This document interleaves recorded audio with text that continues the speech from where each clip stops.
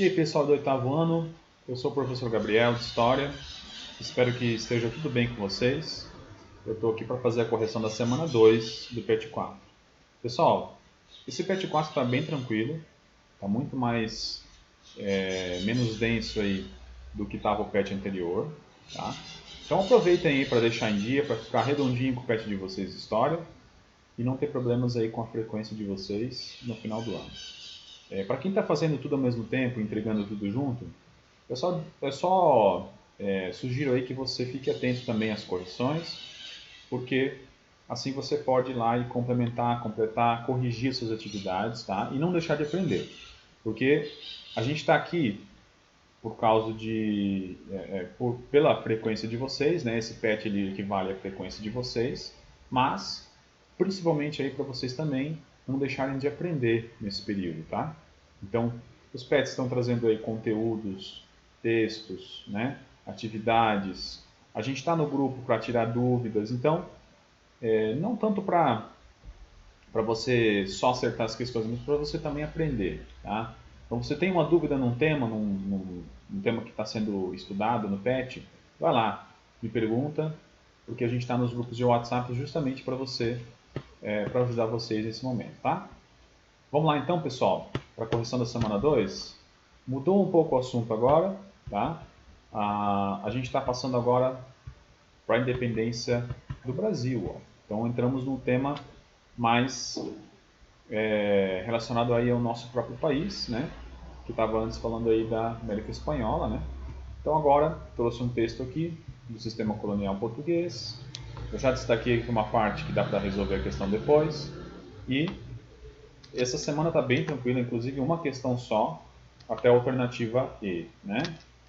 Tudo no texto, bastava você ler o texto, ler as alternativas e depois ler o texto novamente para encontrar as respostas. Questão de talvez menos de uma hora você consegue resolver essa atividade. Pessoal, então aqui, primeira pergunta, por que o iluminismo configurou uma ameaça tão importante ao regime colonial português? Ó, relacionando aí com o tema lá do início, né, do PET, o PET 1, tá, e que a gente também viu em sala, o iluminismo. Ó, o surgimento da difusão dos ideais iluministas faz com que todas as monarquias absolutistas do Velho Mundo sejam questionadas, ou seja, aquele sistema de governo que só o rei manda, né? E junto com a independência dos Estados Unidos, servem como um grande exemplo para as sociedades coloniais americanas, pois geram insatisfação nas elites coloniais, especialmente no Brasil, abalando política e economicamente o sistema colonial português. Então, as notícias elas não circulavam tão rapidamente quanto hoje, né? Porque questão de instantes você tem a informação difundida. Mas, ainda assim, por meio de cartas, né? Essas informações elas acabavam chegando, tá? E quando chegavam, acabavam que exerciam uma influência muito grande. Então, as elites do Brasil, elas chegou em determinado momento que elas pensaram, pô, mas por que a gente está pagando tanto imposto, né, para esses portugueses, se eles não estão fazendo nada aqui, se a gente que está trabalhando, a gente que está produzindo, né? Então isso começa a ser questionado até que chega no momento em que o Brasil se torna independente, né? Lá em 1822. Questão B, ó.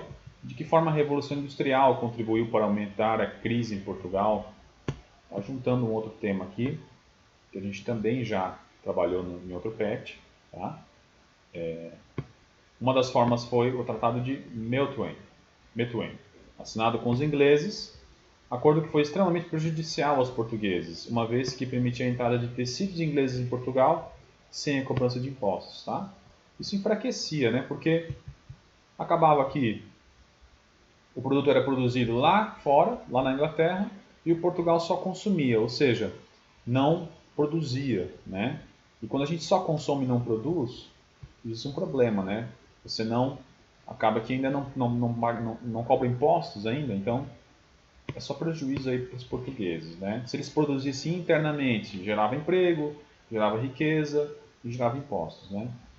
Então isso contribuiu aí para a crise de Portugal. O que foi esse tratado? A questão C.